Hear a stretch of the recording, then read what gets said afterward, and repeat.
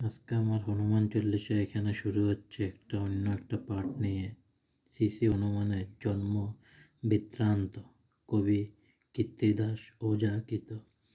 এক মনে ভক্তবৃন্দ করহ শ্রবণ, কহিব শ্রী হনুমানের জন্মের বিধান।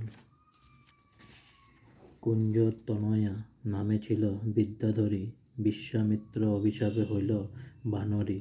সে বহ্নির এক হইল কুমারী, বিবাহ করিল তারে বানর কেশরী। মলয় পর্বত পরে কেশরীর ঘর, অঞ্জনা লয়া কেলি করে নিরন্তর। চৈত্র মাস প্রবেশিত বসন্ত সময়, হেনকালে বায়ু গেল পর্বত মলয়। একে তো বসন্ত তাহে মলয় পবন, কামেতে চঞ্চলা তিনি অঞ্জনার মন। অঞ্জনার রূপে বায়ু মোহিত হৃদয়, লঙ্ঘিতে না পারে ঘরে কেশরী দুজয়। অঞ্জনা গেলেন ভাবি নিজ অনুকূল, ঋতু স্নান করিবারে নমদার কুল। সন্ধান পায়া গিয়া দেবতা পবন, বলে ধরি অঞ্জনারে করেন রমন। অঞ্জনা বলেন যে কলিলা জাতিনাশ, দেবতা হইয়া তব বানরী বিলাস। পবন বলেন কিছু না বল অঞ্জনা, হেরিয়া তোমার রূপ পাশরি আপনা। কোপ সম্বলিয়া তুমি যাহ নিজ ঘরে, এক মহাবীর হবে তোমার উদরে।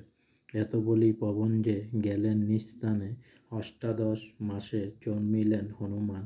জন্মিয়া মায়ের কোলে করে স্তন্যপান, পুত্রূষে উদিত রক্তবর্ণ অংশুমান। রাঙ্গা ফুল জ্ঞান করি ধরিয়া তাহাকে, সেখান হইতে লাভ দিলেন কতুকে।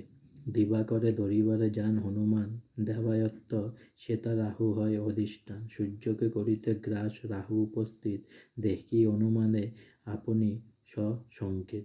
ভাবিয়া চিন্তিয়া রাহু পলায় তরাসে, করে গিয়ে নিবেদন বাসুদেবের পাশে। সুরপতি শুন কহি এক সমাচার, সূর্যকে গিলিতে যে আইল রাহুকার। এরাবতে চড়িয়া আইল পুরন্দর, দেখি গিয়া হনুমানে সূর্যের গোচর।